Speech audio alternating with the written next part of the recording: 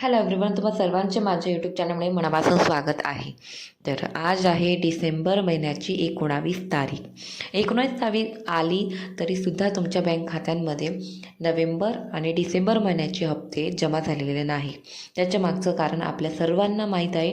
कारण की डिसेंबर महिन्यामध्ये आचारसंहिता लागल्यामुळे सरकार मान्य ज्या पण योजना आहेत त्यामध्ये पैशांची फेरबदली आपण करू शकत नाही. आचारसंहिता लागल्यामुळे त्या सर्व योजना स्थगित करण्यात येतात.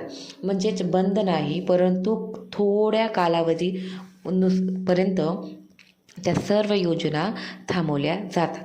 म्हणून तुमच्या बँक खात्यांमध्ये नोव्हेंबर महिन्याचे 1500 रुपयेचा हप्ता हा जमा झालेला नाही.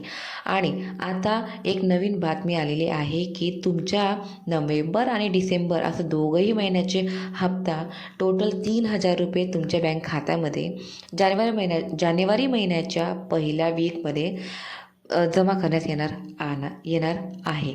कारण की आचारसंहिता डिसेंबरच्या एंडસુધી संपते आहे. त्यानंतर जानेवारी लागते. जानेवारीच्या पहिल्या हप्त्यामध्ये तुम्हाला तुमच्या बँक खात्यामध्ये 3000ची राशी जमा होणार आहे.